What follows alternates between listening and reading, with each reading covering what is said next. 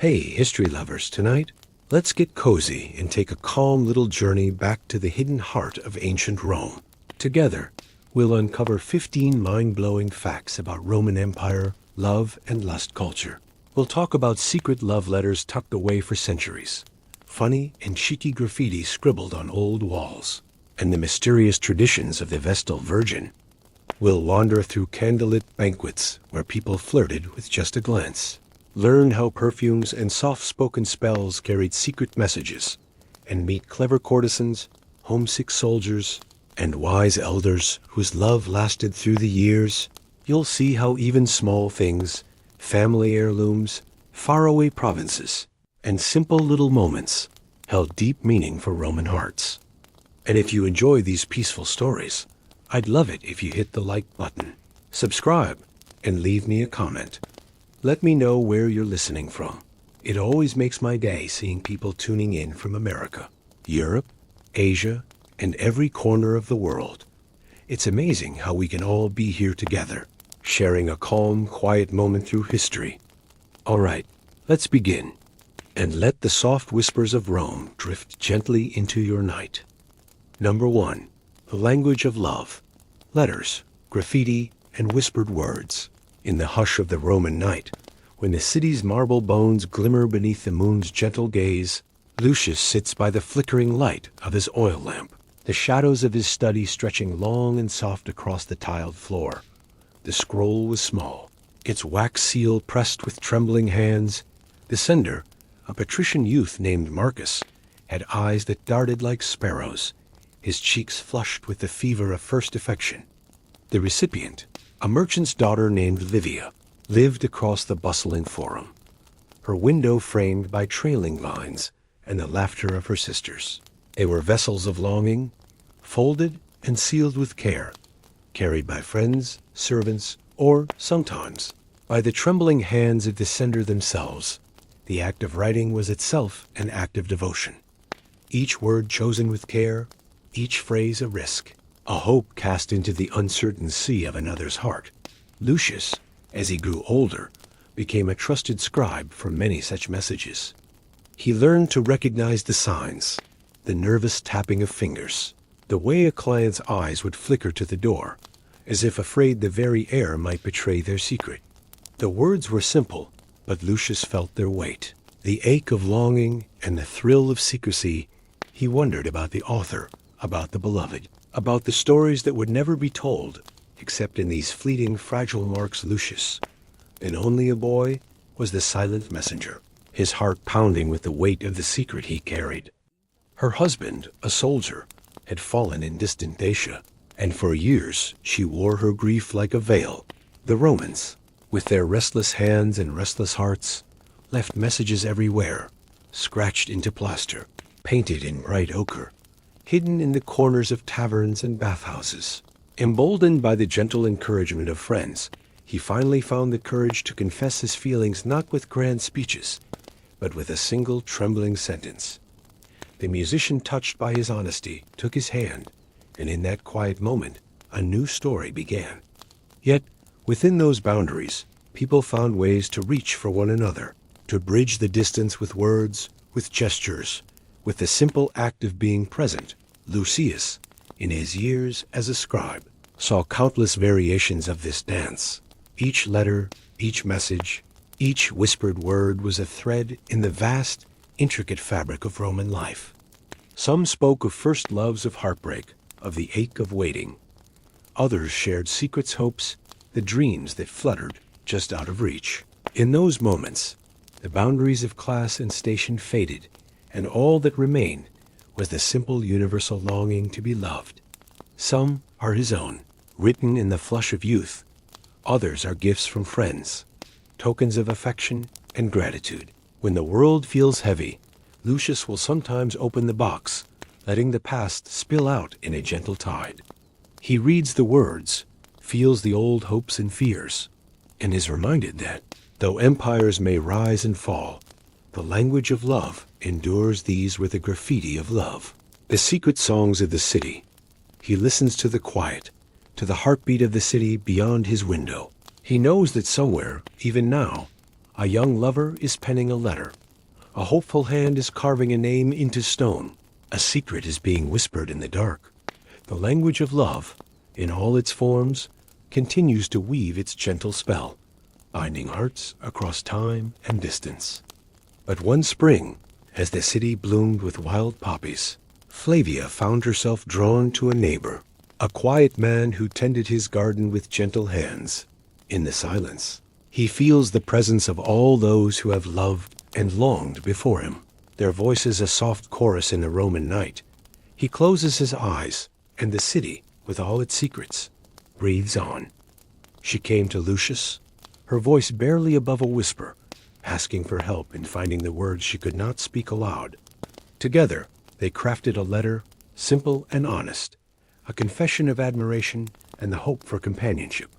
When Flavia returned weeks later, her eyes shone with a new light, and Lucius knew that, sometimes, the right words could mend even the deepest wounds. The world outside is quiet, a distant hum of the Tiber a lullaby, the air heavy with the scent of laurel and old parchment. It is in these hours, when the city sleeps and the heart grows tender, that Lucius finds himself drawn back through the corridors of memory. He would pause by the walls of the Subura, where lovers' names entwined in looping script, declarations of devotion mingling with jokes and jests. There was a kind of democracy to these messages, a sense that love belonged to everyone, not just the wealthy or the learned. A baker's apprentice might carve a heart beside the name of a fruit seller. A soldier might scrawl a promise to return. A poet might leave a line of verse for all to see. It was a city of stone and spectacle. Yes, but beneath the marble and the noise, there pulsed a softer current, a language spoken not with voices, but with ink, with scratches on walls, with the gentle brush of a hand in passing. The Romans, for all their grandeur, understood the power of the unspoken, the beauty of a message meant for one heart alone, to the many ways love once spoke in. Rome not with grand declarations, but with the subtle secret language of letters, graffiti, and whispered words. He remembers, as a young apprentice, the first time he was entrusted with a love letter. The letter itself was a marvel, not for its poetry, but for its hope. The words, carefully inked in Marcus's neatest hand, spoke of stolen glances by the fountain, of the way Livia's laughter lingered in the air long after she had gone. There were no promises of forever, only the trembling wish to be seen, to be known, to be loved. Lucius remembers the way the parchment felt in his palm, warm from Marcus's touch, and the way Livia's eyes widened as she read, her lips curving into a smile that seemed to light the whole street in Rome. Love was often a quiet thing, hidden in the spaces between words. Letters in those days were more than mere communication. He remembers one letter in particular, written for a widow named Flavia. But not all love in Rome was written on parchment. Some found its voice in the most unexpected places, on the very walls of the city itself. Lucius would often wander the streets at dawn, when the world was still and the city's secrets lay bare. He remembers one morning the air cool and sweet, when he found a message freshly etched into the wall near the Temple of Venus. It read, "I love her whose name I dare not write." Sometimes the graffiti was playful, a game between friends or rivals. Lucius once saw a series of messages that grew day by day, a conversation unfolding in chalk and charcoal.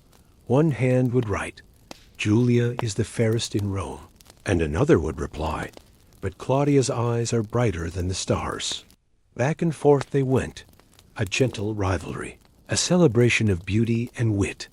The city itself became a canvas for affection, a living diary of desire. Yet for all the words written and scratched and painted, some of the most powerful messages were never written at all. They lived in the spaces between, in the hush of a crowded market, in the warmth of a shared cloak on a chilly evening. Lucius remembers the way his own mother would press a fig into his father's hand, her eyes saying more than any letter could. He remembers the laughter that would ripple through the house at dusk, the soft murmur of voices in the garden, the comfort of belonging. There were too the whispered words, the confessions shared in the quiet of night. Lucius recalls the evenings spent with friends gathered around a low table, the air thick with the scent of wine and roasted herbs. As the lamps burned, low tongues loosened and stories spilled forth. He remembers with a smile the story of his friend, Gaius, a shy scholar who fell hopelessly in love with a musician. For weeks, Gaius could barely speak in her presence, his words tangled and clumsy one evening. In Rome, love was not always easy. The city was a tapestry of rules and expectations, of families and fortunes. He thinks now of the letters he has kept, tucked away in a wooden box, faded with time, but still fragrant with memory. As the night deepens, Lucius leans back in his chair. The lamps glow soft on his face, and so, with a contented sigh, Lucius lets his memories drift. The stories of letters, graffiti, and whispered words settling around him like a warm cloak. Number 2. Venus' Blessing. The goddess and her festivals.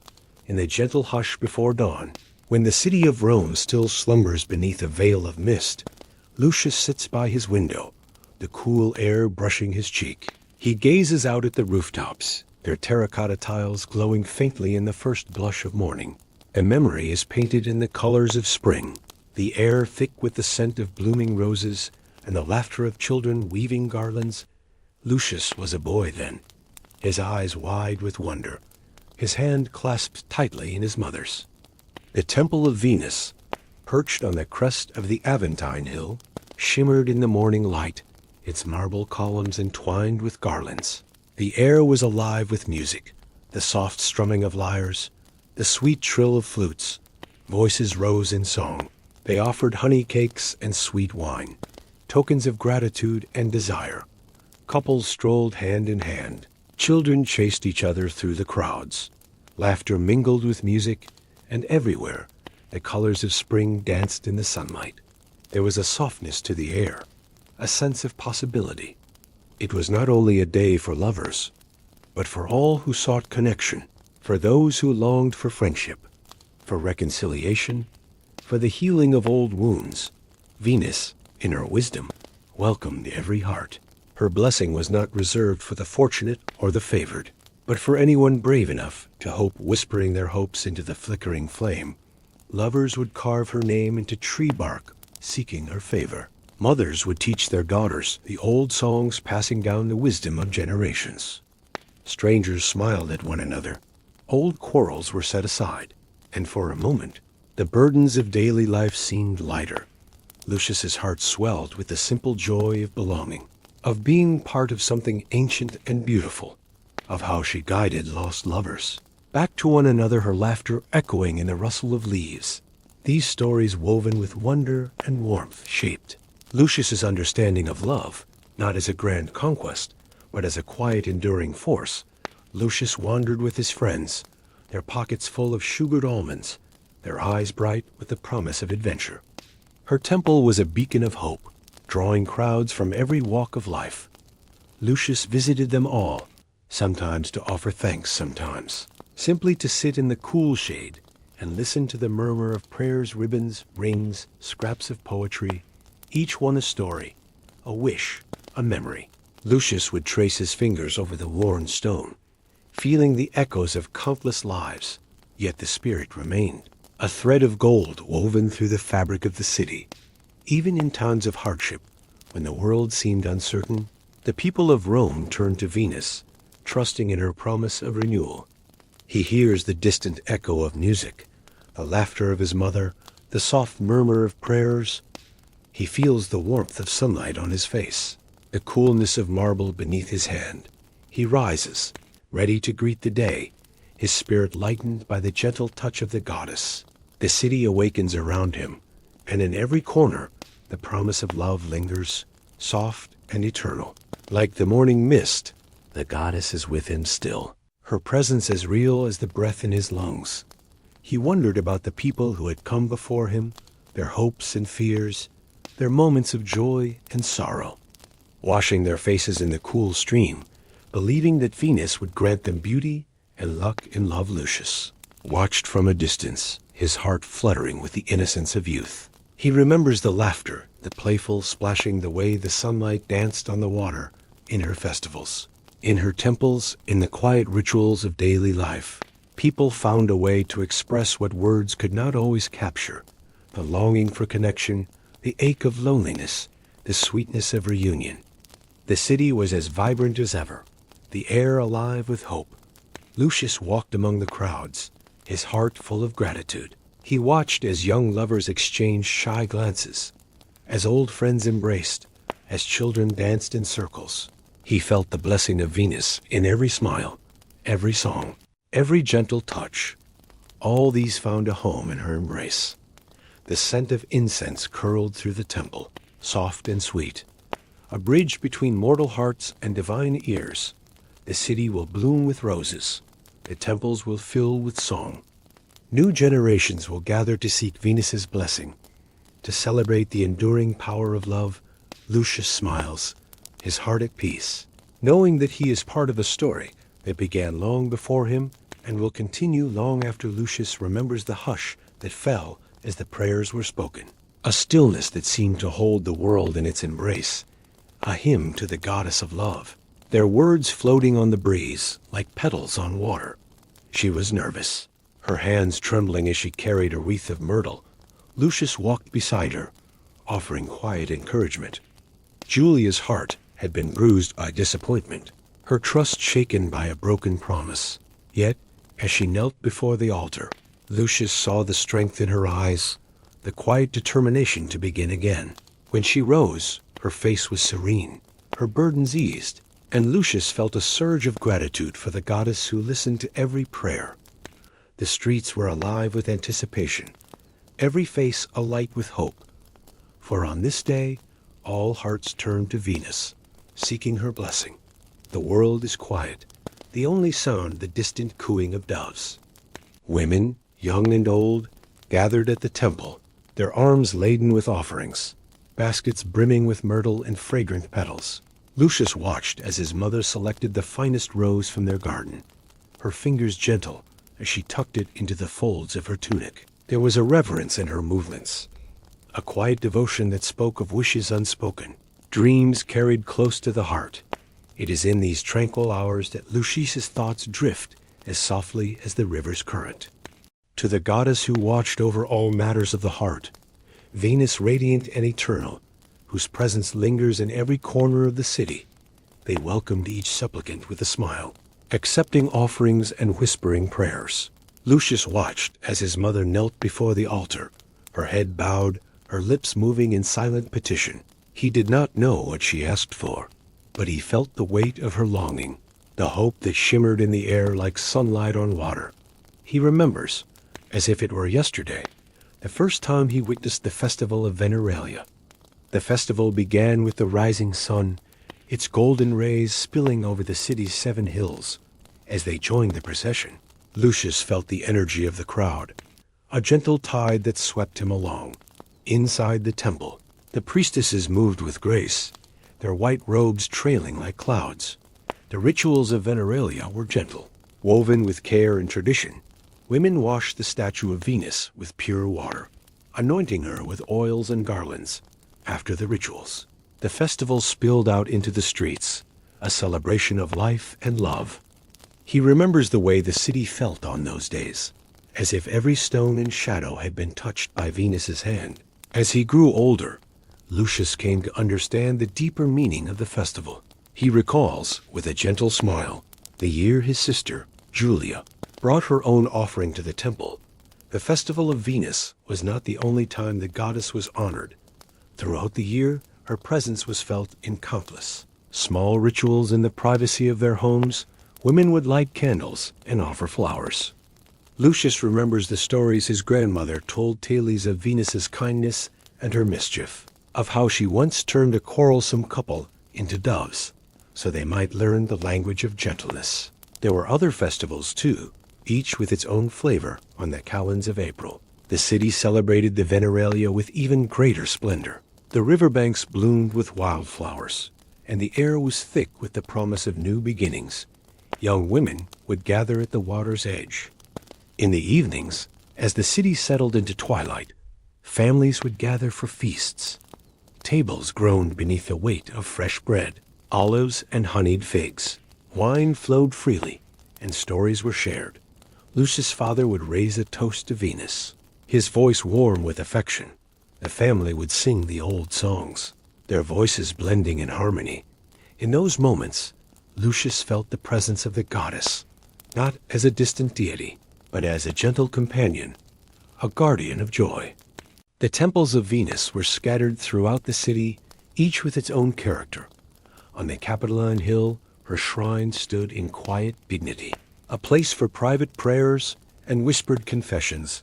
In the bustling heart of the Forum, he remembers, with particular fondness, the temple on the Aventine, where the walls were lined with offerings, small tokens left by grateful hearts. Venus, he realized, was more than a goddess. She was a mirror, reflecting the deepest desires of the human heart. As the years passed, Lucius saw the festival change. New faces joined the old. New songs were sung. He thinks now of the last Veneralia he attended, his hair touched with silver, his steps slower, but no less eager. In the quiet of his study, Lucius closes his eyes, letting the memories wash over him. He knows that, long after he is gone, the festival will continue. As the first rays of sunlight spill across his desk, Lucius offers a silent prayer to Venus, thanking her for the gifts of memory and hope. Number 3. The art of the glance. Courtship in the Forum, in the heart of Rome, where the city's pulse beats strongest. The Forum stretches wide beneath the open sky. Its stones are worn smooth by centuries of footsteps, its air alive with a mingled sense of fresh bread, olive oil, and the faintest trace of laurel. Here beneath, the watchful gaze of marble gods and the ever-turning wheel of daily life, the dance of courtship unfolds as delicate and intricate as the weaving of a spider's web. Their hands clasped together as they navigated the bustling crowds. The world seemed impossibly large, every corner filled with color and sound. Yet even in the midst of such noise, Lucius learned to see the quiet moments, the subtle exchanges that spoke of longing and hope. Lucius remembers the first time he truly noticed this dance. He was a boy. Then his eyes still bright with the wonder of new things. His father would bring him to the Forum on market days. He recalls a morning when the air was cool and clear, the sky a soft blue above the city's rooftops. The Forum was alive with merchants calling out their wares, the clatter of carts, the laughter of children darting between stalls. Lucius watched as a young woman, her hair braided with ribbons, paused by a fruit seller's stand. Her eyes flickered, just for a moment, toward a young man standing nearby. He was tall and awkward, his hands full of scrolls, yet when their gazes met, something unspoken passed between them. A spark, a question, a promise. Lingering or fleeting. It could carry 1,000 meanings, each one shaped by the moment, the place, the people who shared it. Lucius learned to read these glances, to see the stories unfolding in the spaces between words. In Rome, the art of the glance was a language all its own. It was a way of speaking without words, of reaching across the boundaries of class and custom. A glance could be bold or shy. He remembers, with a gentle smile, the first time he felt the flutter of such a glance himself. He was older then, his apprenticeship nearly complete. His days were filled with ink and parchment, his nights with dreams of the future.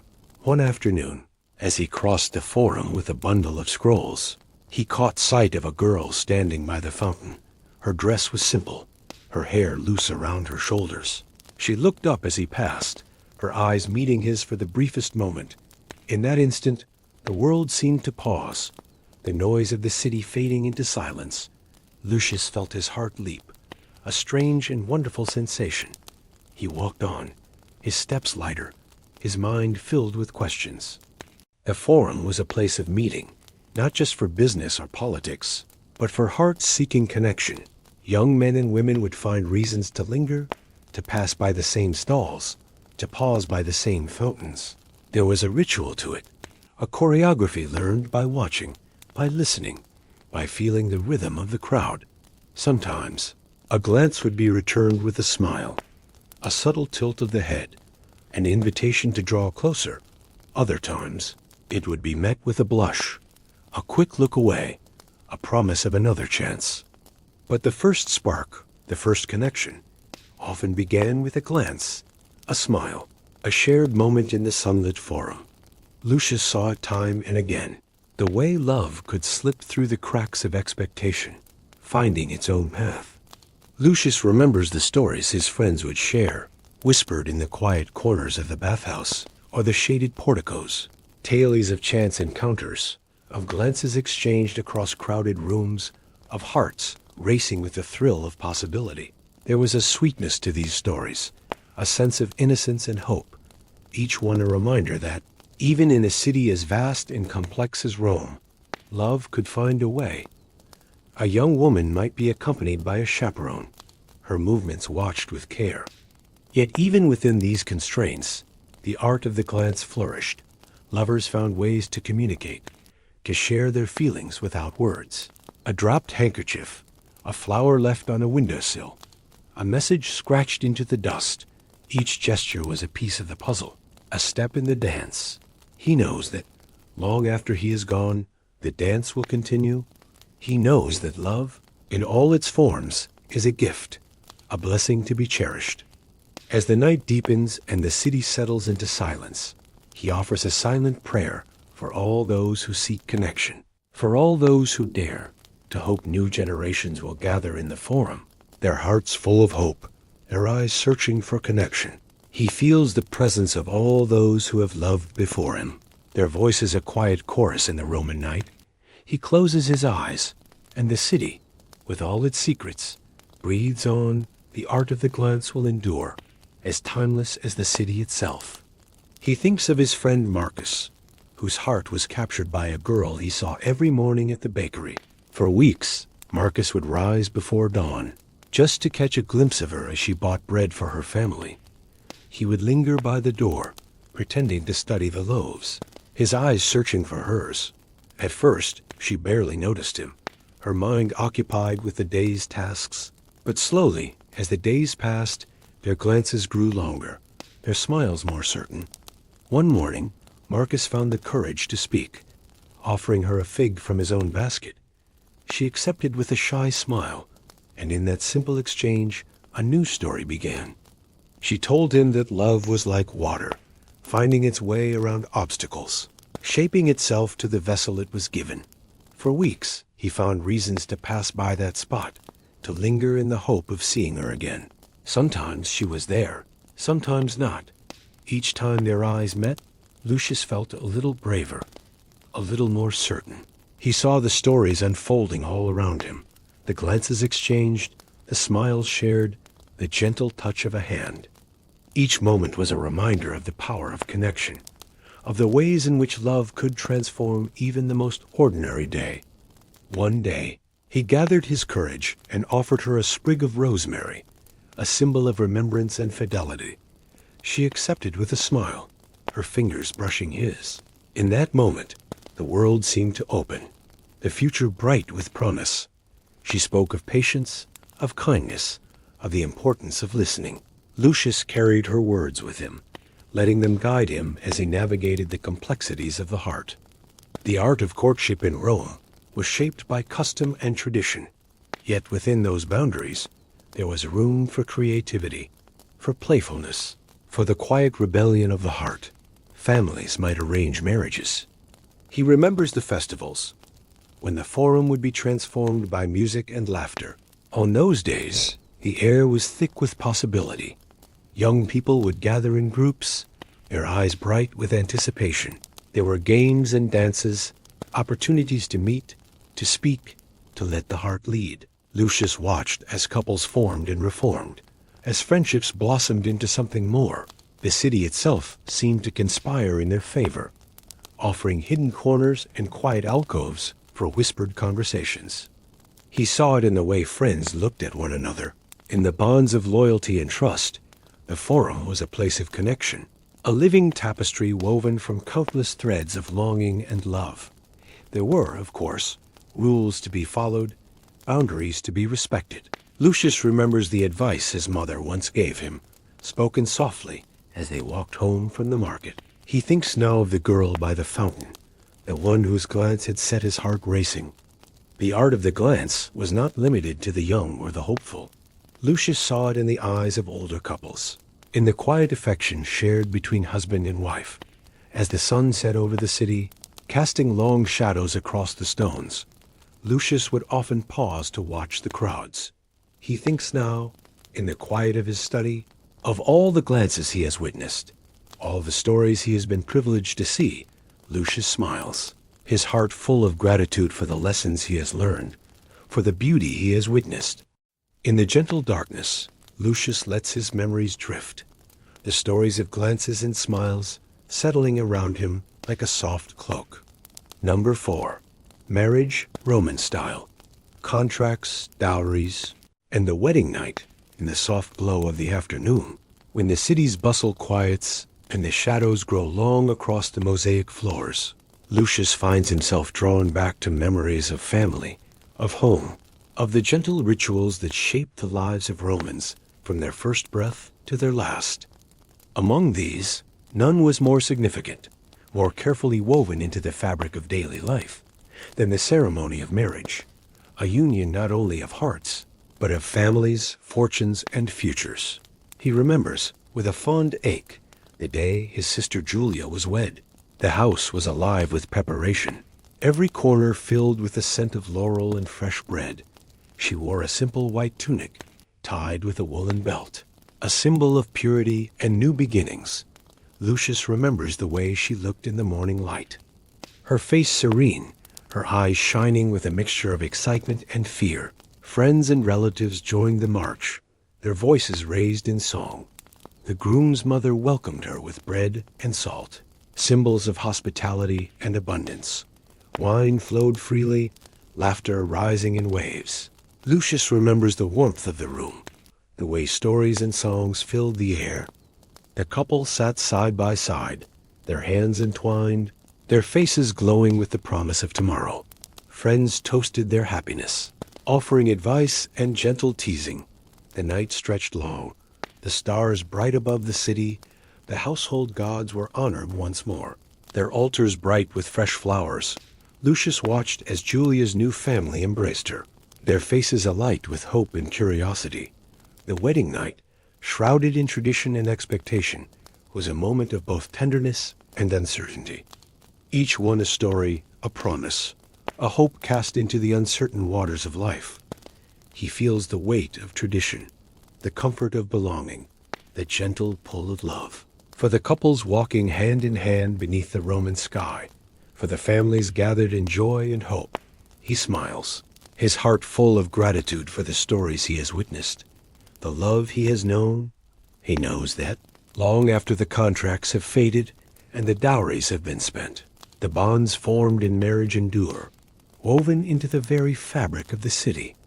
Lucius knows that, for all the rituals and rules, the heart of marriage lies in the simple act of choosing, of saying yes to another day after day. The contract, the dowry, the rituals, all serve to anchor the couple in the fabric of the community. She spoke of her husband's kindness, of the small joys and sorrows of daily life. Lucius listened, offering comfort and laughter, their bond unbroken by distance. The family gathered for festivals and feasts, their ties strengthened by the rituals of shared memory. He feels the presence of all those who have loved before him, their voices a quiet chorus in the Roman night. He breathes in the scent of laurel and bread, the promise of new beginnings, and lets the city, with all its secrets, breathe on. Lucius saw how his sister's new life unfolded, how she learned to balance the expectations of her new household with the memories of her old. There were challenges, moments of doubt and longing, yet through it all there was a quiet strength, a resilience born of love and hope. Lucius, though young, understood the significance. He remembers the way his mother spoke to Julia, her words soft and reassuring, a reminder that love, like any new thing, required patience and care. The couple's chamber was prepared with fresh linens, the air scented with lavender and rose. Outside, the city settled into silence, the world holding its breath. The old life was left behind, the new one just beginning. Musicians played flutes and lyres, their melodies weaving through the streets. Neighbors leaned from windows, tossing nuts and sweets, a shower of blessings for the new couple. He watched as his friends married, as new families formed and old ones grew. Each wedding was unique, shaped by the hopes and dreams of those involved. Yet, beneath the surface, the same threads ran through them all. The desire for connection, for belonging, for a future built together. Julia walked with measured steps, her face hidden behind the veil. Lucius walked beside her, his hand steady on her arm. The city seemed to pause, its usual clamor softened by the gentle pageantry of the day. The house was filled with gifts, tokens from friends and neighbors, each one a wish for happiness and prosperity. Women moved through the rooms in a flurry of linen, and laughter, their hands busy with garlands and ribbons. Lucius, she carried a bouquet of flowers, myrtle and rosemary, symbols of love and fidelity. Lucius stood beside her, his heart pounding with pride and protectiveness. He watched as his father offered a final blessing, his voice steady and warm. The family's household gods were honored, their statues adorned with garlands, their presence invoked for luck and guidance. Still young, but old enough to understand the weight of the day, watched as his mother oversaw every detail, her eyes bright with pride and worry. Marriage in Rome was a tapestry of tradition, each thread carefully chosen, each knot tied with intention. It began not with a declaration of love, but with a contract, a meeting of families. Fathers would gather in shaded courtyards, their voices low and measured, discussing dowries and alliances. The terms were set with care, the future of two households balanced on the scales of negotiation. Lucius remembers the quiet tension in the air, the way his father's hands rested on the table, steady and sure, as he spoke for Julia's happiness. The dowry, a gift from the bride's family to the groom, was more than a sum of coins or a parcel of land. It was a promise, a gesture of goodwill, a foundation upon which a new life could be built. Lucius watched as his mother counted out the silver, her fingers moving with practiced grace. Each coin was a memory, a hope, a blessing for the days to come. The dowry was carefully recorded, the contract sealed with wax, and the signatures of witnesses. In that moment, the future was set in motion, a path laid out beneath the feet of the bride and groom. The days leading up to the wedding were filled with ritual. Julia was bathed in scented water, her hair combed and braided by the women of the family. On the morning of the wedding, the family gathered in the atrium, the air thick with anticipation. Julia's veil, a flame-colored palla, was draped over her head, its folds catching the sunlight. The procession to the groom's house was a spectacle of joy. At the threshold of the groom's house, the rituals continued. Julia was lifted over the doorstep, a gesture meant to ward off ill fortune.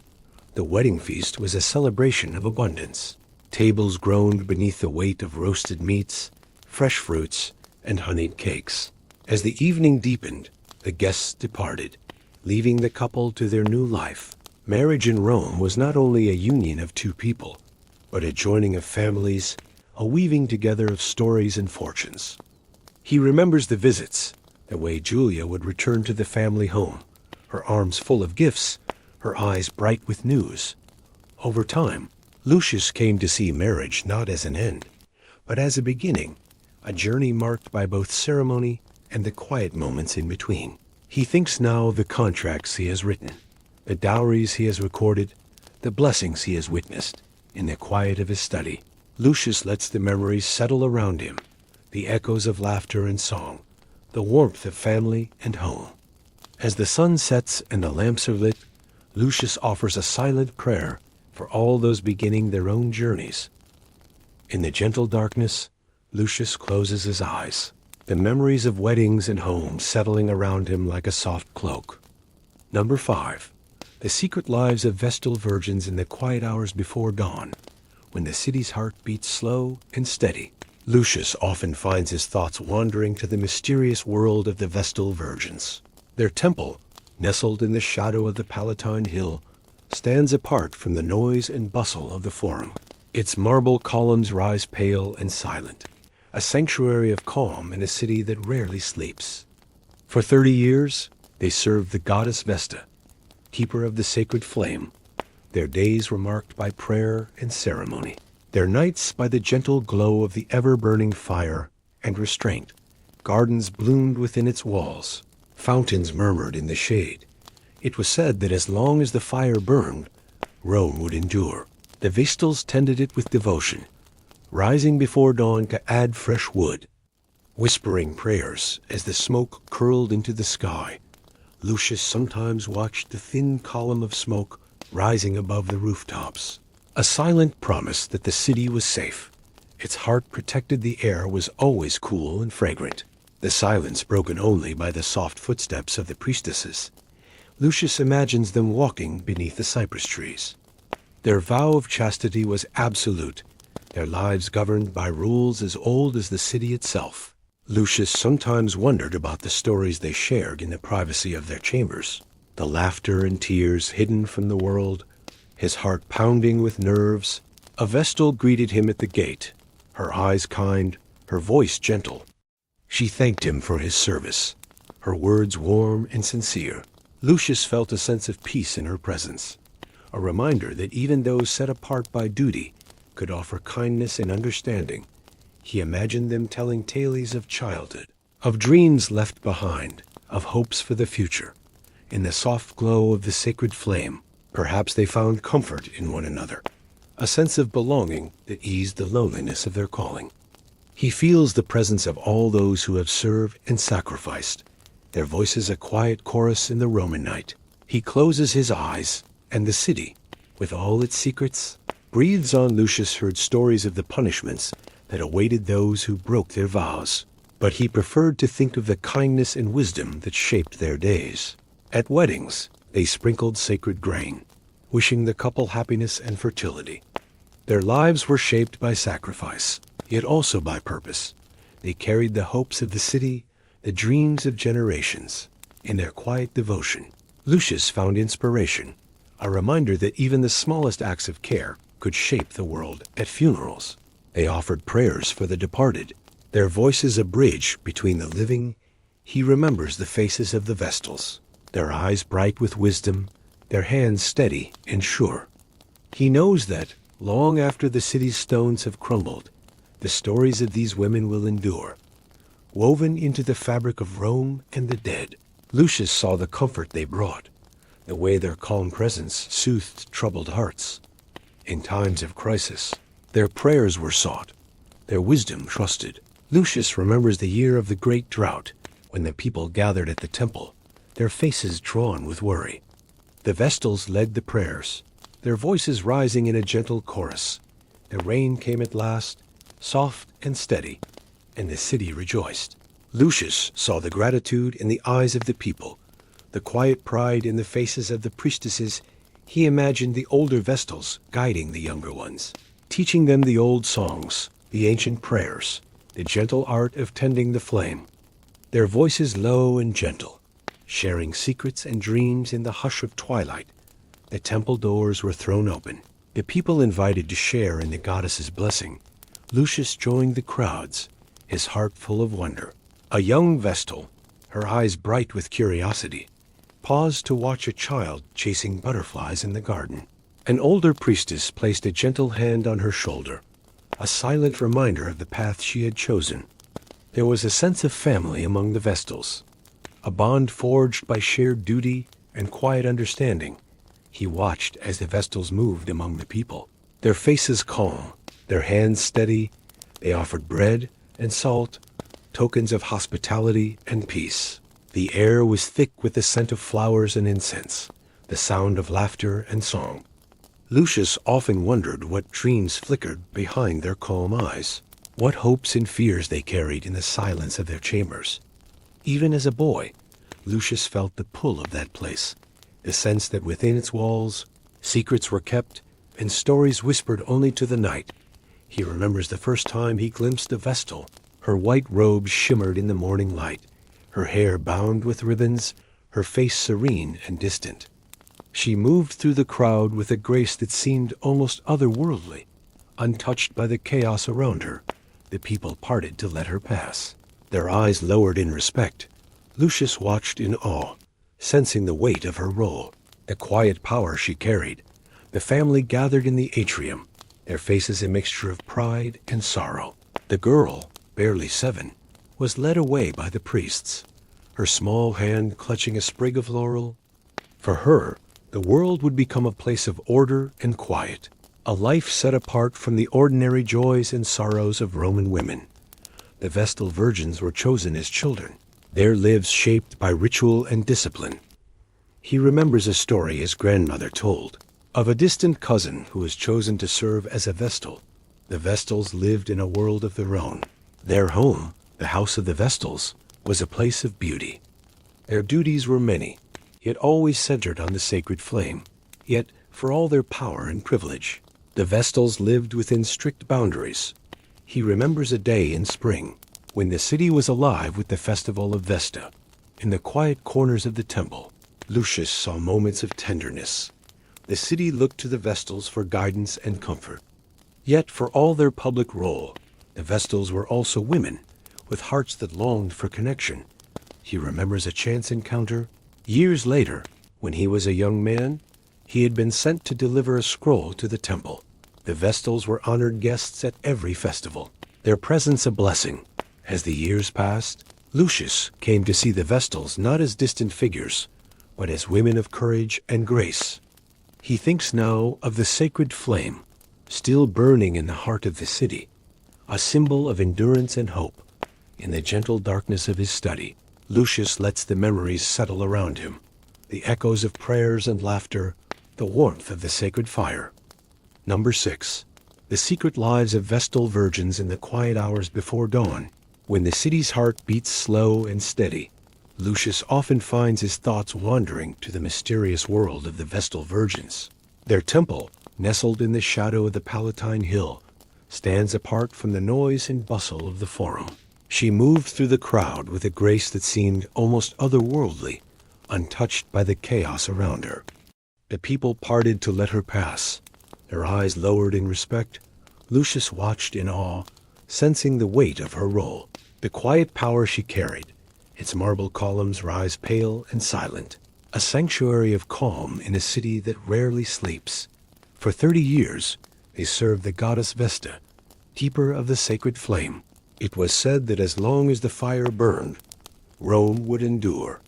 The Vestals tended it with devotion, rising before dawn to add fresh wood, whispering prayers as the smoke curled into the sky. Lucius sometimes watched the thin column of smoke rising above the rooftops. A young Vestal, her eyes bright with curiosity, paused to watch a child chasing butterflies in the garden. In times of crisis, their prayers were sought, their wisdom trusted. Lucius remembers the year of the great drought, when the people gathered at the temple, their faces drawn with worry. He imagined them telling tales of childhood, of dreams left behind, of hopes for the future. In the soft glow of the sacred flame, perhaps they found comfort in one another, a sense of belonging that eased the loneliness of their calling. The Vestals led the prayers, their voices rising in a gentle chorus. He had been sent to deliver a scroll to the temple, his heart pounding with nerves. At weddings, they sprinkled sacred grain, wishing the couple happiness and fertility. He feels the presence of all those who have served and sacrificed, their voices a quiet chorus in the Roman night.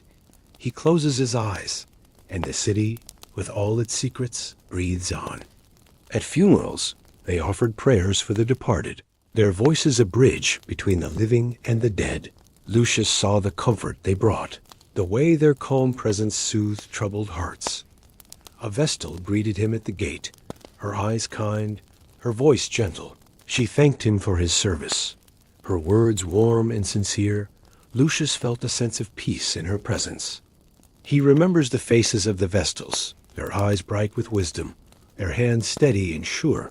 He knows that, long after the city's stones have crumbled, the stories of these women will endure, woven into the fabric of Rome, a reminder that even those set apart by duty could offer kindness and understanding.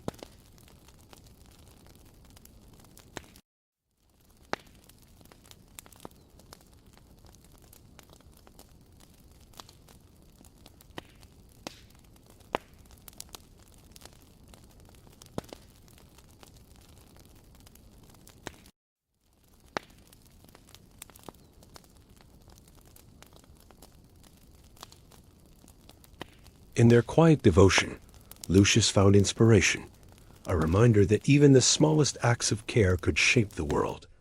There was a sense of family among the Vestals, a bond forged by shared duty and quiet understanding, a silent promise that the city was safe. Its heart protected. Their days were marked by prayer and ceremony, their nights by the gentle glow of the ever-burning fire. Their vow of chastity was absolute, their lives governed by rules as old as the city itself. The temple doors were thrown open, the people invited to share in the goddess's blessing. Lucius joined the crowds, his heart full of wonder. He watched as the Vestals moved among the people, their faces calm, their hands steady. They offered bread and salt, tokens of hospitality and peace. The air was thick with the scent of flowers and incense, the sound of laughter and song. Lucius heard stories of the punishments that awaited those who broke their vows, but he preferred to think of the kindness and wisdom that shaped their days. He imagined the older Vestals guiding the younger ones, teaching them the old songs, the ancient prayers, the gentle art of tending the flame. And restraint. Gardens bloomed within its walls, fountains murmured in the shade. The air was always cool and fragrant, the silence broken only by the soft footsteps of the priestesses. Lucius imagines them walking beneath the cypress trees, their voices, low and gentle, sharing secrets and dreams in a hush of twilight. Lucius often wondered what dreams flickered behind their calm eyes, what hopes and fears they carried in the silence of their chambers. Even as a boy, Lucius felt the pull of that place, the sense that within its walls, secrets were kept and stories whispered only to the night. He remembers the first time he glimpsed a Vestal. Her white robes shimmered in the morning light, her hair bound with ribbons, her face serene and distant. The Vestal Virgins were chosen as children, their lives shaped by ritual and discipline. He remembers a story his grandmother told of a distant cousin who was chosen to serve as a Vestal.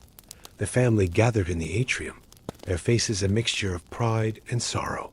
The girl, barely 7, was led away by the priests, her small hand clutching a sprig of laurel.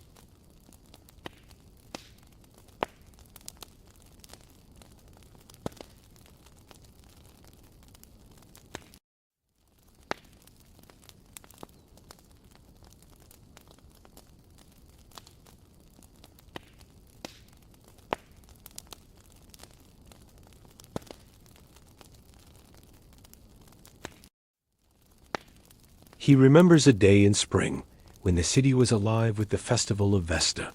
In the quiet corners of the temple, Lucius saw moments of tenderness. The city looked to the Vestals for guidance and comfort. Yet, for all their public role, the Vestals were also women, with hearts that longed for connection. Lucius sometimes wondered about the stories they shared in the privacy of their chambers, the laughter and tears hidden from the world. He remembers a chance encounter years later. When he was a young man, the Vestals were honored guests at every festival, their presence a blessing. As the years passed, Lucius came to see the Vestals not as distant figures, but as women of courage and grace. He thinks now of the sacred flame, still burning in the heart of the city, a symbol of endurance and hope. In the gentle darkness of his study, Lucius lets the memories settle around him, the echoes of prayers and laughter, the warmth of the sacred fire. Number 7. The Banquet of Desire. Feasts, wine, and flirtation. As twilight settles over Rome, the city's stones still warm from the day's sun, Lucius finds himself drawn to memories of laughter and candlelight, of voices rising and falling in the gentle music of conversation. In the world of the Romans, the banquet was more than a meal. It was a stage for desire, a place where hearts could meet and masks could slip, where the boundaries of daily life softened beneath the glow of lamps and the sweet haze of wine. He remembers the first great feast he attended, a boy on the edge of manhood, his eyes wide with wonder. The flavors mingled on the tongue, each bite a small delight. Lucius watched as the older guests leaned closer, their voices dropping to a murmur. He saw the way eyes met across the table, the subtle dance of flirtation that played out in every glance and gesture. The house belonged to his uncle, a merchant whose fortunes had risen with the tides of trade. A touch on the arm, a shared smile, a piece of fruit offered from one hand to another. Lucius saw his uncle's friend, a woman with laughter in her eyes. Riddles and challenges passed from guest to guest, each one a chance to show wit and charm. Lucius joined in, his cheeks flushed with wine and excitement. He remembers the thrill of victory, the sting of defeat, the way the room seemed to spin with possibility. Couples slipped away into the gardens, their footsteps lost in the rustle of leaves, each one a tapestry of memory, woven with laughter and longing.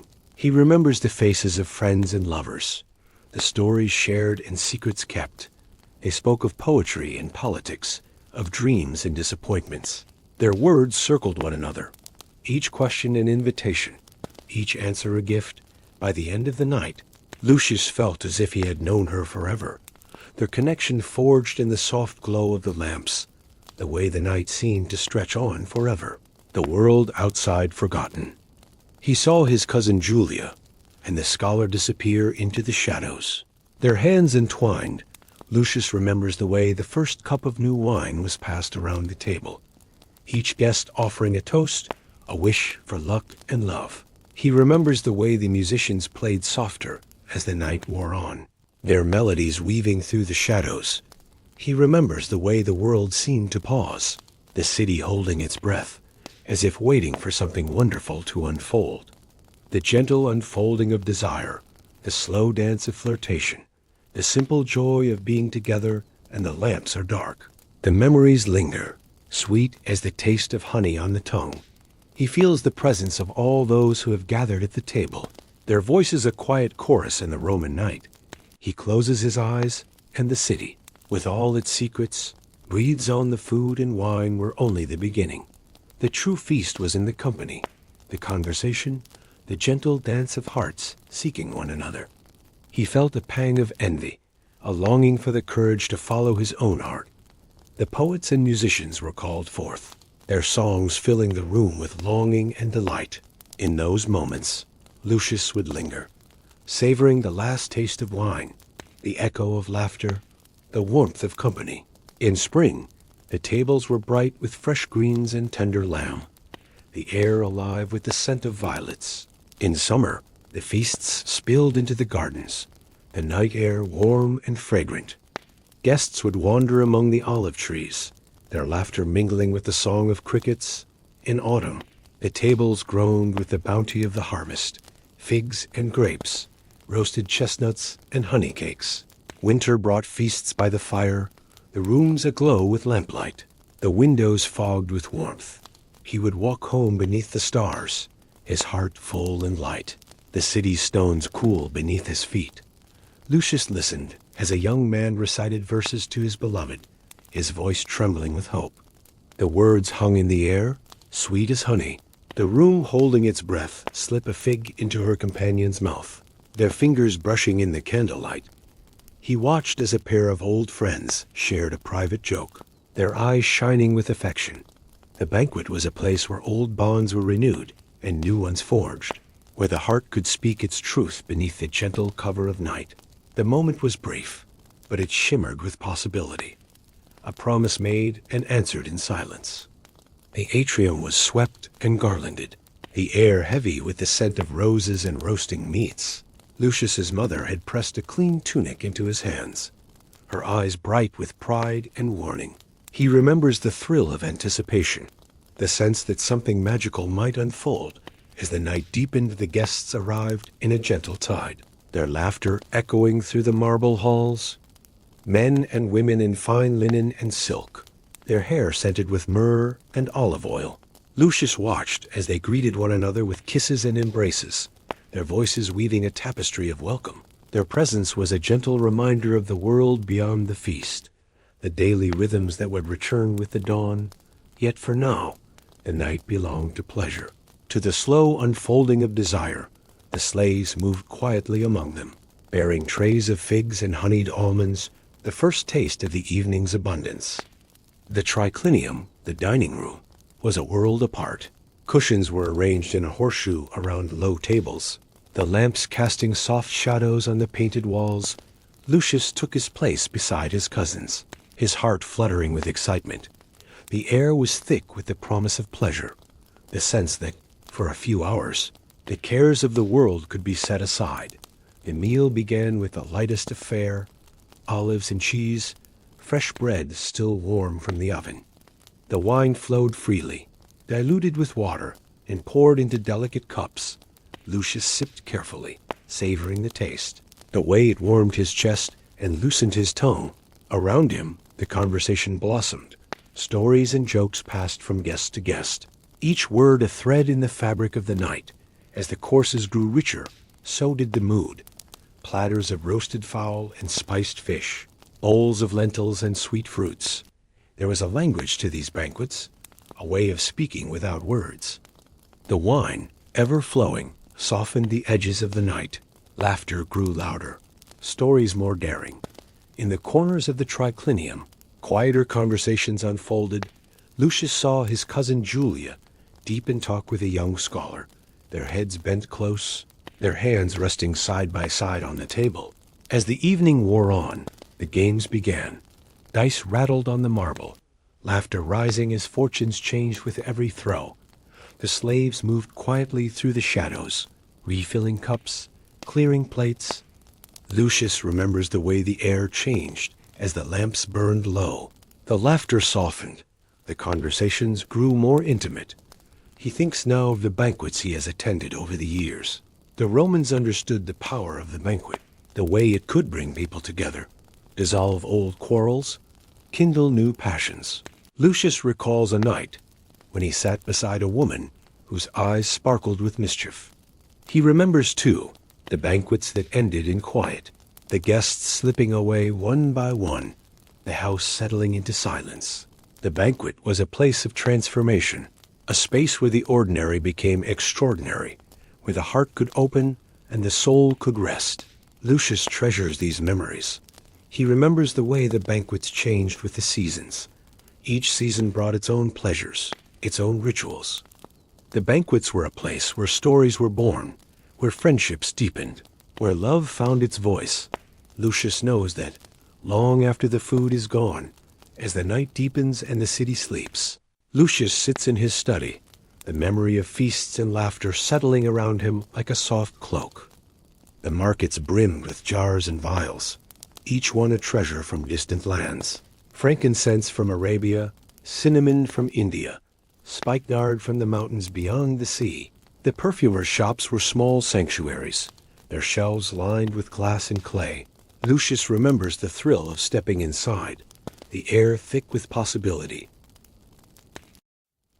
He breathes in the scent, letting it carry him back through time, to gardens and banquets, to moments of laughter and longing. He feels the presence of all those who have loved and hoped before him. Their voices a soft chorus in the Roman night. He understands that perfume is a kind of magic, a spell cast with every breath. Lucius remembers the way his mother would scent the linens with lavender, the way his father's cloak carried the smell of pine and earth. These small details, unnoticed by many, are the threads that bind memory to the heart. He feels the connection between scent and spirit, the way a single breath can bridge the distance between mortal and divine, a soft cloak that made the world feel safe and small. Lucius remembers the marble halls, the steam rising in gentle clouds, the laughter and conversation echoing off the walls. After the bath, the slaves would bring oils and unguents, massaging them into the skin. The body was renewed, the spirit lifted, the scent lingered, a gentle reminder of pleasure and peace.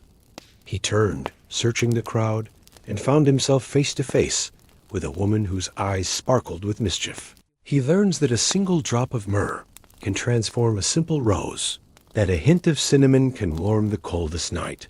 He writes letters to friends, enclosing small vials of oil, tokens of affection and remembrance. The women's hair gleamed with oil, their skin soft and luminous. The poets wrote of women whose perfume could turn the head of any man, of men who wore the scent of victory and conquest. Lucius listened to these tales with a mixture of envy and amusement. He knew that the true power of perfume lay not in its strength, but in its subtlety, its ability to linger in the mind, long after the wearer had gone. Men's tunics carried the faintest trace of spice. Lucius remembers the way a single breath could change the mood of a room, the way a familiar scent could call forth memories of laughter and longing.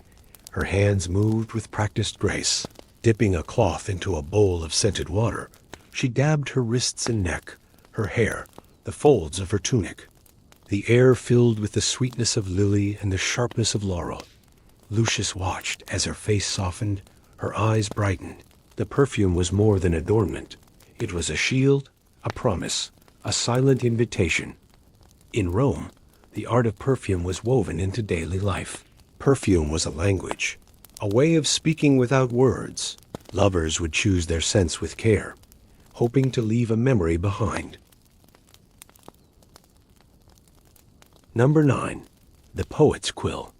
Ovid loved spells and forbidden arts.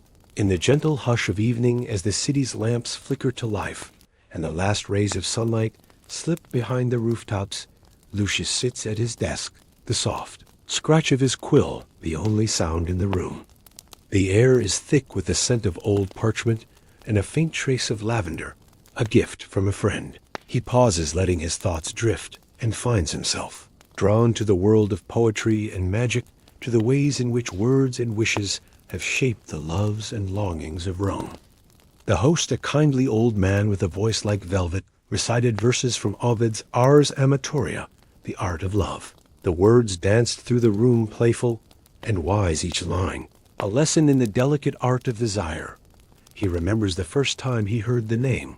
Ovid. It was in the home of a family friend, where the walls were lined with scrolls, and the air was thick with the scent of ink and old parchment.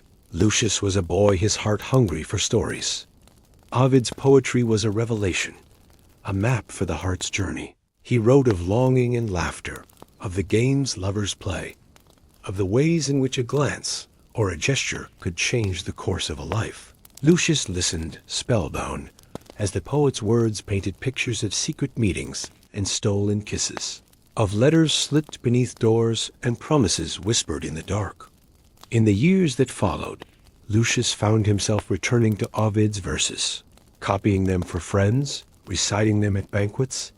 He saw the way the words could soften a heart, could turn a quarrel into a reconciliation, could give courage to the shy and hope to the lonely. The poet's quill was a wand, weaving spells of longing and delight. She had heard of a charm, a simple spell that might turn the heart of her beloved toward her. Lucius, ever the scribe, agreed to help. Some would burn incense and recite ancient prayers. Others would wear amulets of bone or bronze. Each act was a thread in the tapestry of hope, a way to reach for the unattainable. Lucius saw the way spells might open a door, but it was kindness and patience that built a home. He watched as friends tried charms and potions, sometimes finding joy, sometimes only the comfort of hope. Together they wrote the beloved's name on a scrap of parchment, tied it with a red thread, and placed it beneath her pillow.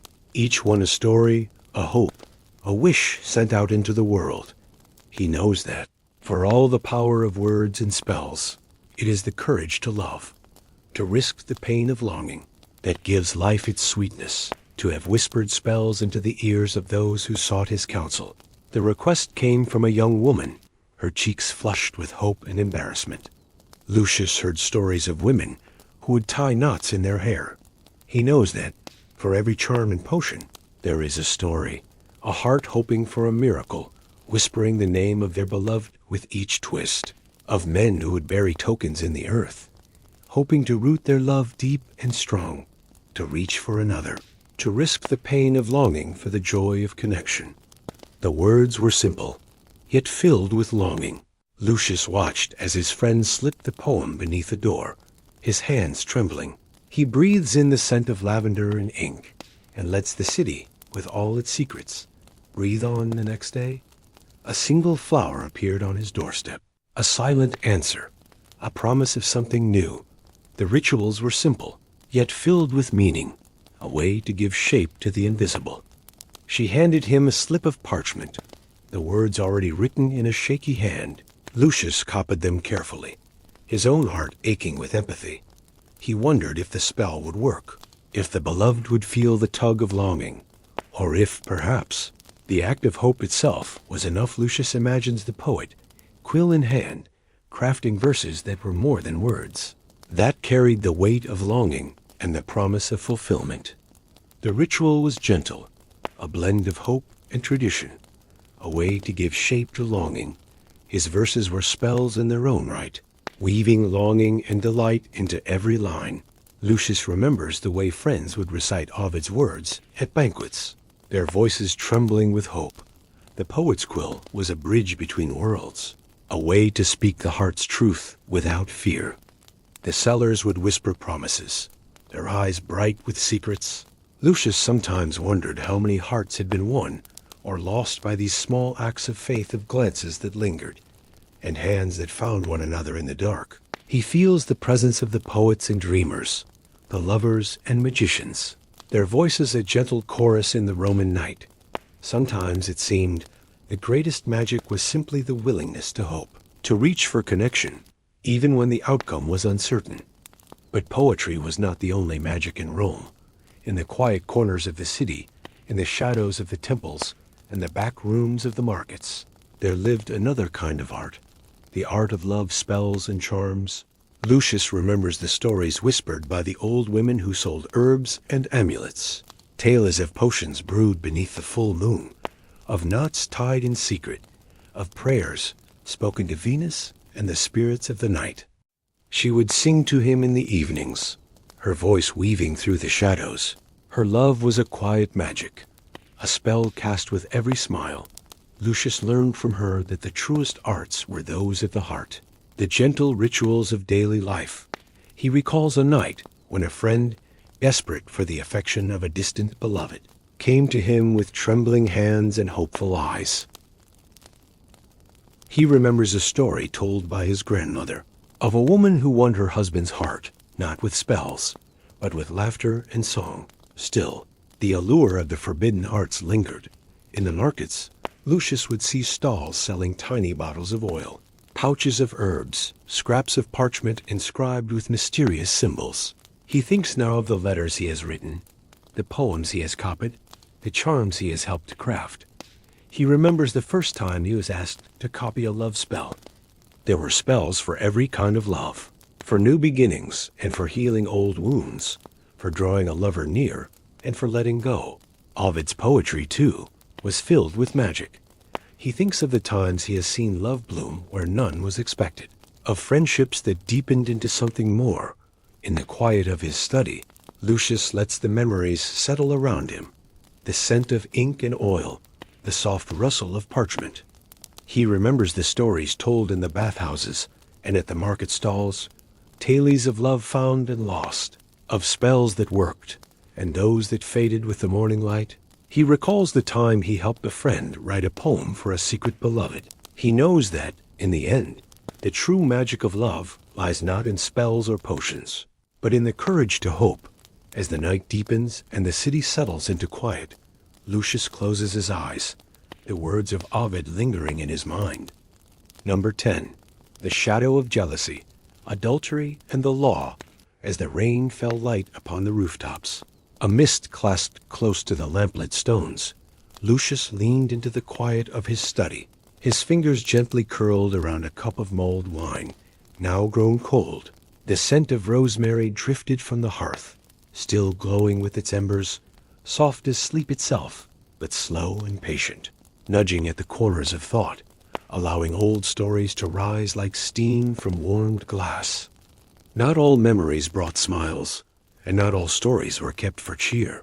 Their neighbor, Tiberia, a woman of graceful strength, had often passed through their garden gate with honey cakes cooling in her hands, and laughter tucked into the curve of her voice. Some were carved from silence, born of moments when love was tested not by absence, but by suspicion, not by distance, but by doubt. There were nights like this when memory crept in like a tide, not fierce or urgent. A fleeting glimpse of Tiberia speaking with a visitor, A letter dropped too carefully beneath a shawl, a stopped breath between two names mentioned too closely together, and bone of empire, and who had cast into law the boundaries that guarded love from ruin.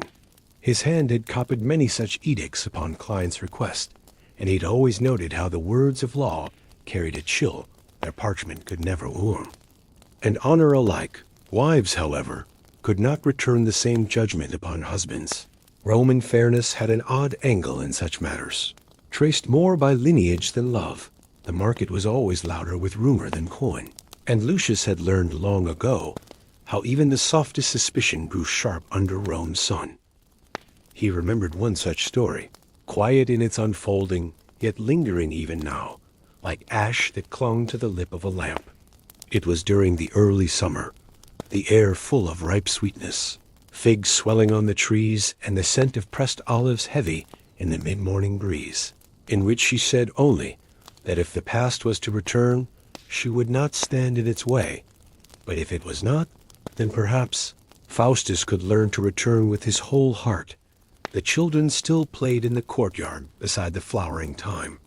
Tiberia and Faustus had spoken, as many did, not through judgment, but through soft persistence, the kind that does not sharpen but smooths her husband. Faustus was a man of tempered quiet, not warm as she was, but earnest and thoughtful, like a cup of cooled wine on a long journey. Now walked Rome quietly. Her hair no longer styled her lips, pressed tight in prayer to no particular god, simply listening to the hum of her own thoughts. Lucius had always believed the deepest love did not speak loudly. It waited patiently by the door. Her hands looked gentle still, not broken, only changed. She bowed her head as he passed, and he bowed gently in return. His heart caught somewhere between law and loss. The chamber used for judgment had been needled with murmurs, and though her eyes had remained dry, the man's voice shook when he swore she betrayed his threshold. He was often away, counting amphorae in distant warehouses, watching the weighing of grain under foreign skies. He has come to understand that no law can fully guard love from erosion, but simply to record the soft reminders carried to him by memory's tide. That trust is not held by scroll or seal, but by morning conversation, by spring blossoms returned to familiar hands, and by the simplest promise, spoken not with grandeur, but with quiet, enduring truth. Just as no accusation can mend what has been cracked by doubt, it rose like smoke from the warm coals of affection, thick enough to blur a face, firm enough to linger beneath the rafters of a weary mind. And yet Rome had tried adultery, was no mere personal failing. It was an offense to the household, to the father's honor, to the state. But how love was chosen to be held, or left behind, how the quiet resolve in Flavia, or the melting mercy in Tiberia, could not always be written into law, but had weight nonetheless.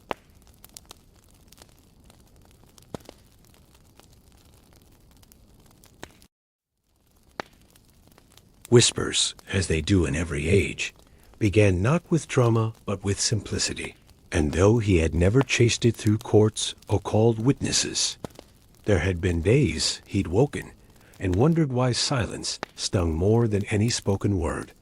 The law for all the emperors, and consuls who held the reins of its form, could only do so much to see inside a heart. It made stone rules for soft feelings. It built pillars around emotions that passed like clouds. And somehow, despite it all, people still tried. They still wed and wrote and whispered and waited. It was Augustus himself, long before, who had written the statutes, who had seen marriage as the blood. Lucius still kept a copy of that decree within his scroll chest, the words delicately edged in red, worn softly now but still legible. A husband in Rome, if he called upon that law, could drag his wife before the magistrate, could call upon 2 witnesses, could strip her of dowry. But Faustus, for all his quietness, did not shout, nor did he summon torches to accuse by night. Lucius remembered the morning Tiberia came to him, not weeping, not angry, simply tired. She had come to ask him to copy a letter, not to her husband, but to the woman Faustus had once loved before her. a woman living now in Brundisium, far from Rome's breath. The letter was not one of blame, but of sorrow and of understanding. Lucius recalled her words, fragile, yet strong, a weaving of truth and grace. He remembered how slowly he copied the words, how Tiberius stood by the window, watching the garden, not blinking, not pacing. The letter was never sent. Faustus returned days later, his cloak lined with sea salt and the smell of foreign citruses.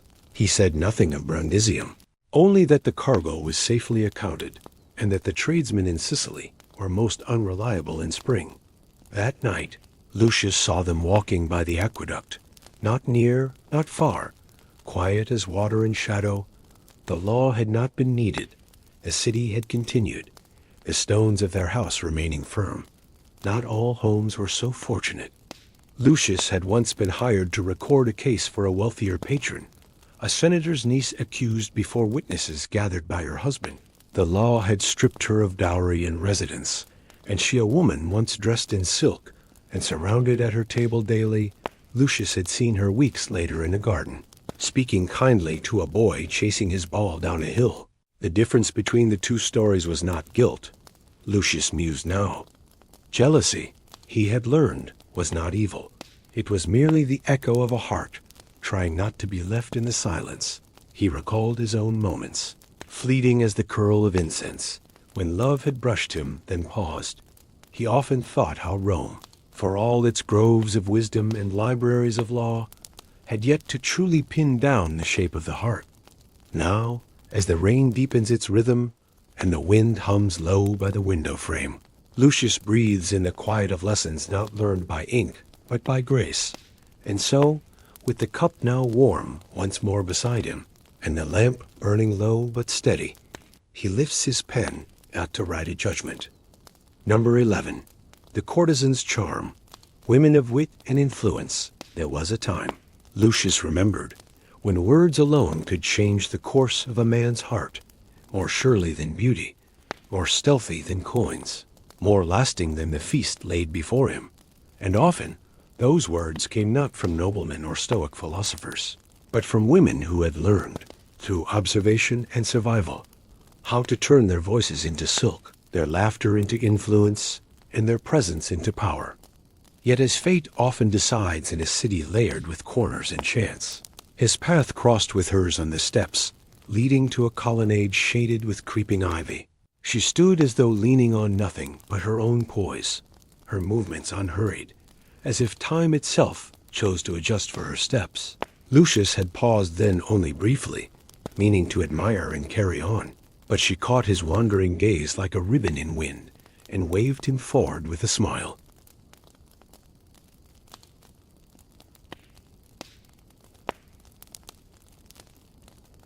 She had said it with a curl of humor, not unkind but precise, and Lucius had found himself smiling without knowing why. The room had been small, lined with marble and oil lamps that pooled gold into every corner, never dismissive of the old, always ready with a folded cloth. When the lamp smoked, always prepared with a name, remembered not to flatter, but to honor. The light fell exactly where she liked to read, she had said, and he believed her.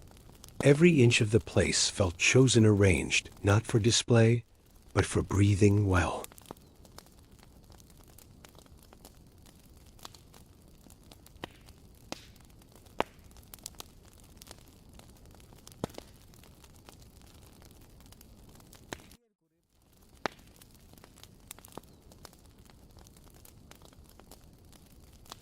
But to understand how power could come without force, how a glance or a word lightly placed could persuade better than argument or coin, placing his quill gently across the page, and walked to the temple of Venus not to pray, but to remember to thank. Whatever force had carved souls such as hers into the marble story of his life, sometimes it lives in laughter, in gestures, in reflections offered beside warm bread and spiced wine, in hearts that choose whom to love and when, not for legacy, but for truth.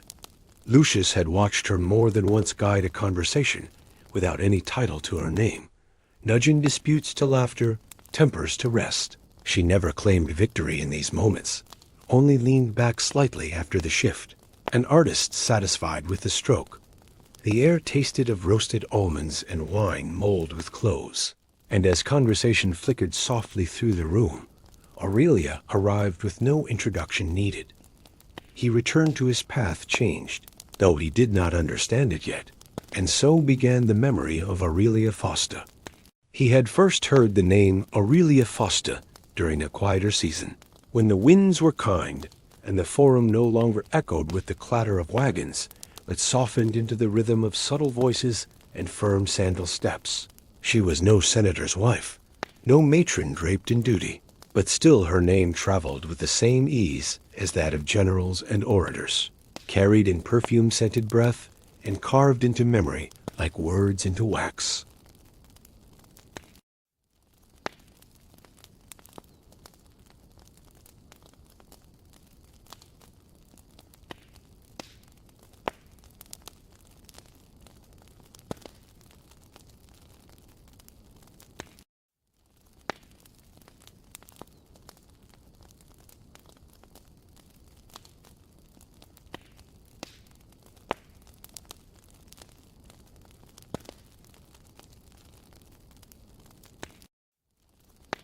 There was something about women like her, women the city called meritrices d'acte, not simply courtesans. Though Roman law placed such women on the fringes, society often sought their company in shadows. Lucius remembered an evening he spent in the presence of such women, a gathering hosted by a magistrate too cautious to admit his fondness publicly. She moved between cliques like a breeze in a garden, never forcing her place, but always arriving at the center of laughter. These women were not wives, not daughters, not matrons tethered by familial duty or household name. Yet they lived well, dressed finely, read daily, remembered all, and were remembered in turn. Aurelia herself had once been courted by a consul whose decrees shaped regions. Yet when she left him, it was she who kept the friendships, she who knew the roots of whispered diplomacy. Still, hers was not an easy life, not free from sorrow or risk. A courtesan, however refined, was always walking a fine thread. Too clever, and the world grew suspicious. Too warm, and she was mistaken for something common. Too distant, and the door was quietly closed. Love, for many of them, came slow, if at all, and often stayed only long enough to trace its imprint without permanence. Lucius had once asked her, during a walk along the gardens of the Aventine, why she never sought marriage. She had smiled, her expression thoughtful, as she brushed her fingers along the edge of her cloak. He understood, in his quiet way, and never asked again.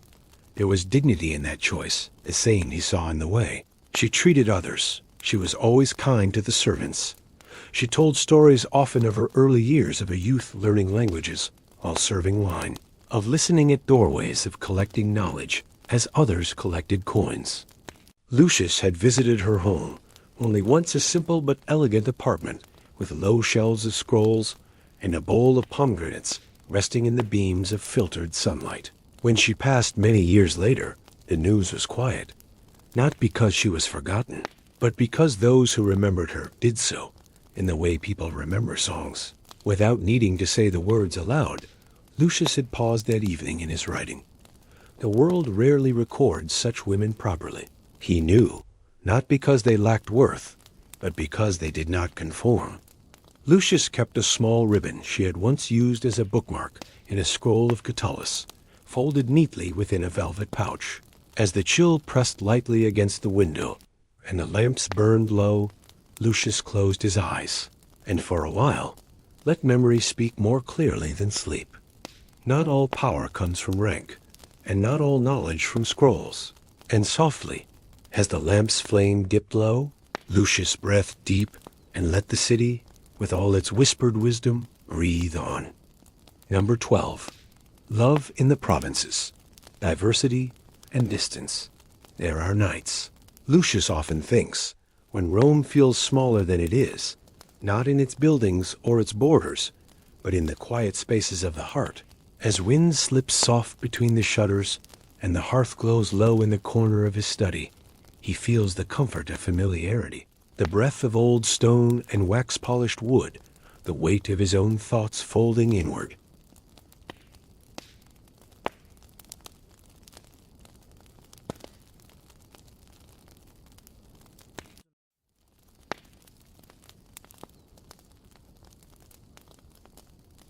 Lucius had smiled at the unfamiliarity and at the image of his Latin-hearted friend, trying to clap on rhythm to a beat that had no measure, where women with lined hands sold Blue Lotus and asked Ramon, travelers their family names, not because it mattered, but because memory always began somewhere. Lucius breathed deeply, his fingers brushing the folded corner of a letter once sent from the damp shores of Britannia.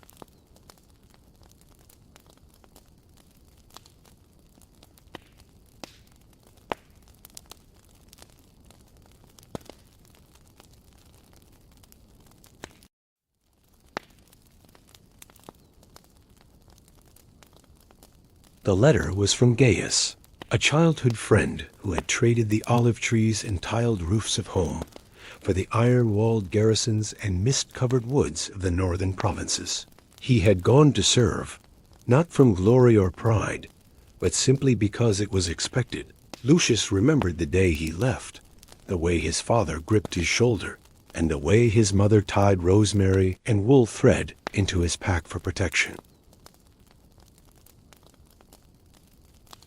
Months passed before the first letter came. Its words were clumsy at first, filled with cold weather, unfamiliar bread, and laments about rain that never seemed to stop. She was not Romang, not born beneath the same sky as them. She spoke Latin in strange rhythms, learned from traders and curses, and her name, when spoken aloud, sounded like a song sung through mountain trees.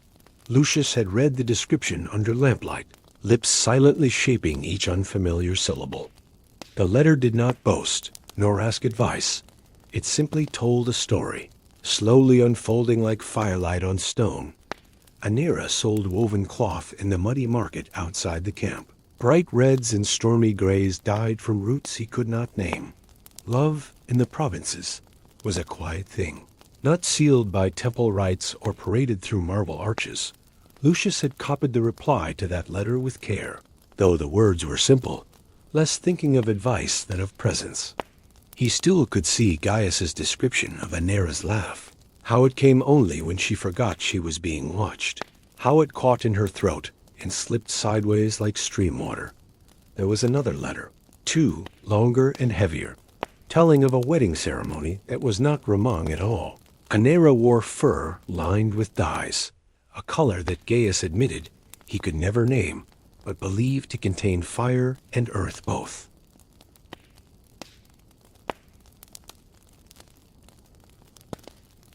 Gaius sent fewer letters, and Lucius wrote more, sometimes just to remind his friend of the olives ripening early, or the dogs still barking at wheat carts each morning. The last letter Lucius received had no date, only a sprig of heather pressed into wax. What happened after? Lucius never learned in certainty. The letters stopped. The empire turned quietly within its seasons. Yet he believed, somewhere in that damp, Lucius placed that letter now back into its wooden box. Because in provinces where roads were rough and floods came too early, what endured was not carved inscription. Lucius closed his eyes and let the city and its far-off children breathe on. But also in gestures, in wrapped bread at sunrise, in the way one bent down to tie a sandal on a child's foot without complaint. The hinge creaked as he opened it, revealing wax darkened by time and thumbprints. A boy's first letters were scratched there, clumsy and uneven. His own Lucius still remembered the way the doll's arms slumped over the edge of the chair, as if it understood the conversation, and looked over the wooden chest that held the few heirlooms not meant for everyday touch. There was a stone that had once lived in a child's pocket, smooth and blue, shaped like a snail's shell. It had belonged to his grandfather, worn into a slight oval by decades of use. He used to wear it when cutting grape stems in late autumn, the cold clinging to the metal.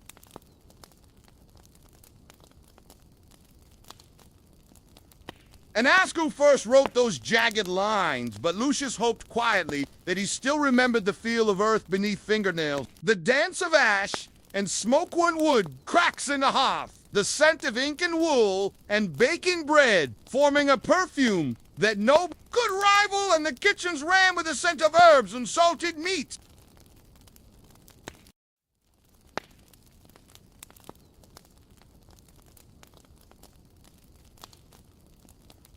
The weight of a man's life, if carried rightly, could rest in something smaller than a single coin to pass through the same doorway one's father had walked through. To sit at the same table one est mother had wiped clean with worn linen. That was legacy in its purest form. The floor tiles were cracked in some corners, the plaster worn thin above the doorway, and yet it was more home now than it had ever been.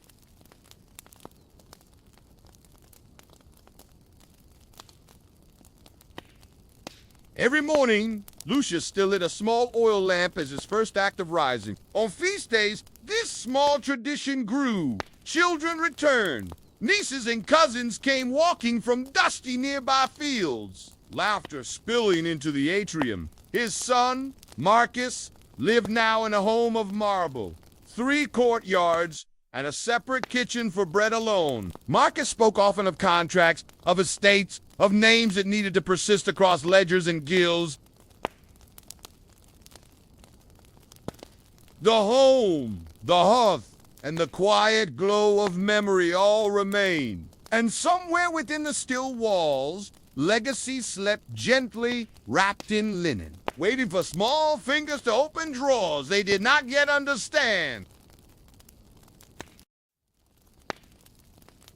The blanket bunched beside him was pulled tight from earlier warmth. But just then, he needed only the air, the silence, the presence of something not quite visible, to love that woke each morning and said yes again, whether the body was smooth or wrinkled, whether the fire leapt high or burned low, whether the world outside roared or whispered, not sharp like young passion, but deep like roots widening in the darkness beneath the earth. This was Lydia, his wife these many decades now. But eventually they found each other not only present, but necessary.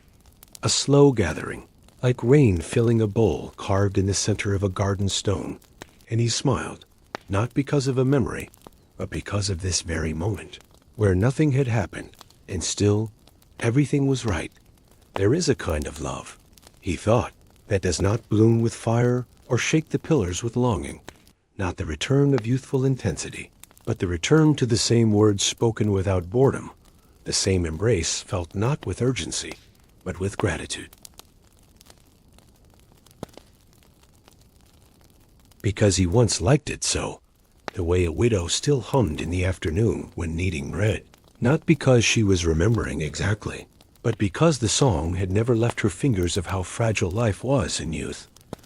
And yet, how resilient it could become when shared, bound not by kindling, but by the slow-burning olive wood that lasts through long winters, a woman who cut her husband's fruit in perfect slices, not because he asked, but because for 40 winters his teeth had always preferred that way.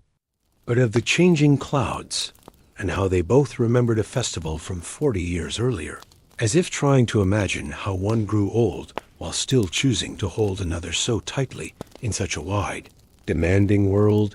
He had forgotten the name of the juggler, but she had remembered the song he played, and they hummed it together to no one, and to everyone, and he knew their silence was often the echo of long songs, the residue of what had been devoted in laughter and harvest and oil-rubbed letters shared long ago. He knew by the way she stirred her porridge what kind of dreams she had had, and by the rhythm of her steps whether she had started thinking of her father again. But in a library shaped like a garden, books and vines curling equally in every direction, she had argued politely with a philosopher about the nature of honesty, and Lucius had fallen quietly in love, not with her beauty, though she held that too, but with a gentle fire in her thinking. Rome praised youth often. Its poets wrapped desire in golden terms. Its artists sketched love with the flush of young skin. But Lucius knew a deeper kind of praise belonged to what endured. He remembered the first time he met Livia, not in a breakfast of fate or in the alleys of spring. It had not been swift, not at first. Their conversations stretched like scrolls, long and winding, filled with pauses and laughter, tucked behind polite nods. Years passed, and Rome changed, and their hair grayed quietly at the temples. But each evening, her hand found his beneath the table, and each disappointment grew smaller in the light of evening bread shared by two love in old age. Lucius had learned is less about surprise, and more about return. He remembered with a soft fondness how their routine had shaped like a poem, not a grand epic. And even still, there were new memories being made, not sharp, not remarkable perhaps, but with a depth that came only from time. Not long ago, during a summer evening heavy with heat, Lucius and Livia had sat beneath the shade of their small fig tree. These were the moments Lucius carried now, soft as feathers pressed between fragile pages, moments that proved love did not retreat in age, but settled deeper, like ink into carefully boiled leather. He had seen other couples over the years, neighbors, friends, merchants, whose marriages grew into silent partnerships. In the street beyond, Lucius heard the faint clatter of nighttime carts, someone delivering bread early, or grain, or chickens protesting their baskets. Now, when she forgot things, when time stretched and folded in her own memory, Lucius did not correct her. That, he thought, was love as it aged. A guide, not a keeper, a companion, not a guard. Age brought with it care that did not pester, but prepared. He had once read a phrase in a Greek scroll, and though he could not now remember the exact translation, he grasped the meaning that true affection was not measured by passions lit, but by the corners, softened by constant hands. Love in old age lived in the knowing, in the way one poured wine with a familiar arc, or turned down the lamp with a practiced hand just as she drifted into sleep. Lucius shifted carefully, letting himself recall their children's voices, now grown, and the way they sometimes looked at their parents with quiet awe and confusion. He smiled at it. This mystery he no longer questioned, and reached for Livia's hand beneath the pale linen, sleeping and soft, but still warm. Still hers. He thought too of widows who came to the market alone, now of men who sat under porticos with a cane and a faraway look. Even in loss, love endured, not always visibly, but in motion, in ritual, the way a table was still set for two, the way a robe was still folded, a certain way. Lucius pressed his cheek lightly to the top of Livia's hair and thought of every step that had carried them here. Outside, the night deepened, the stars blinked brighter now, old witnesses to the laughter and heartbreak of 1,000 lifetimes across tiled roofs and garden halls.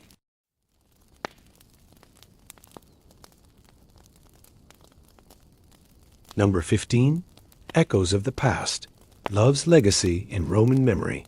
The moon had dipped lower now, its light stretching thin across the tiled rooftops of the city. The hour was late, and still Lucius did not rise. The hem fluttered slightly in the night stir, and in the stillness, Lucius found himself returning again, not to one memory, but to many, not to one voice, but to all the voices that had passed through the rooms of his years.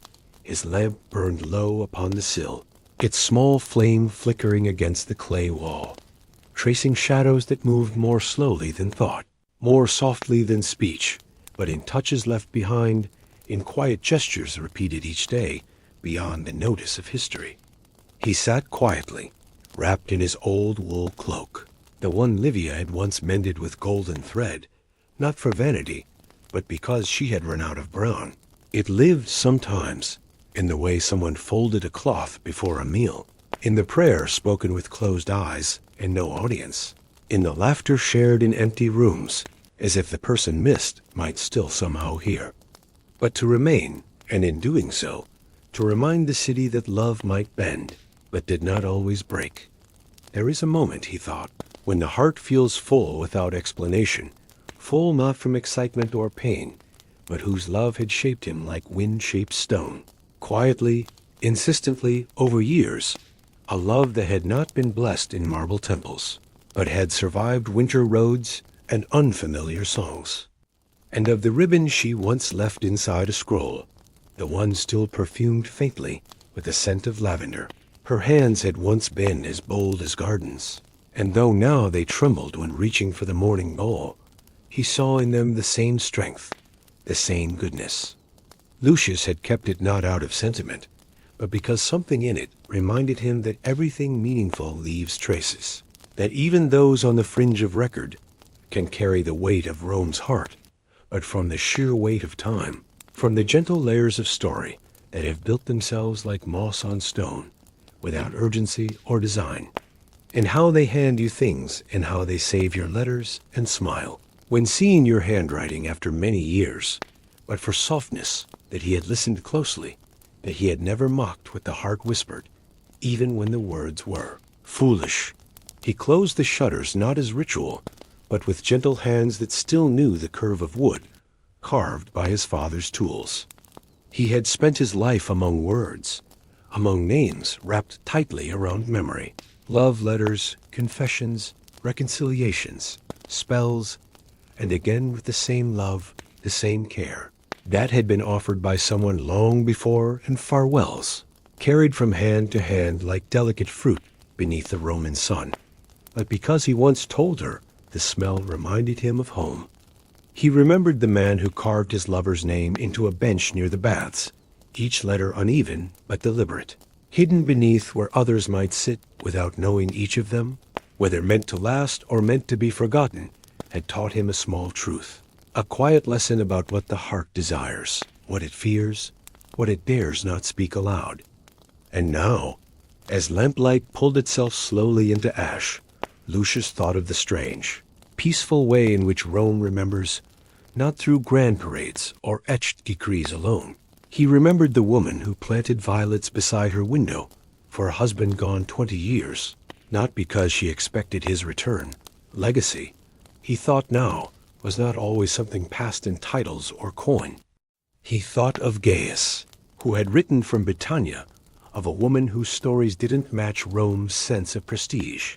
He thought of Tiberia, standing with her quiet resolve beneath the heavy expectations of law, choosing not to shout, not to shatter. He thought of Aurelia Fausta, whose laughter was now only echo. And he thought, lastly, of Livia, her breath still deep and steady across the room, wrapped in the weaving of years spent beside him. He knew that when he was gone, when this house stood quiet without the scritch of his quill or the slow shuffle of his sandals, something would remain still, something invisible but sure. The memory of a laugh shared across soup, the echo of footsteps descending the same 3 stairs into the atrium, the softness of a cup always placed beside the left hand. Never the right. Rome did not remember only in monuments. It remembered in repetition, in habit, in small things done again. Lucius leaned forward slightly, the edge of his bench creaking beneath him, and exhaled into stillness. Outside, the walls of the city watched without judgment, the same way they had watched generations live and die and dance and try again. Somewhere far off, a street dog barked once and then fell silent, perhaps chasing something in dream, perhaps speaking to nothing at all. Even silence, Lucius thought, could be holy. He had lived long enough to know how rarely people ask to be remembered in speaking. They ask it in how they part from you. He hoped those he had loved in all the ways a man can love would remember him not for cleverness or duty. As the lamp finally wavered in its bowl, and the night pressed deeper across the floor, Lucius stood not stiffly, not slowly, but as if rising to greet someone long expected. And before he let the embered world fall into sleep, he placed one final scroll upon the shelf, unlabeled, unsealed, left only for those quiet enough to one day read then. With a small breath that carried no fear, he let the room fade into linen and wind, and all the secret echoes a house can hold when no one is speaking. And beyond that, Rome breathing, waiting quietly as it always does.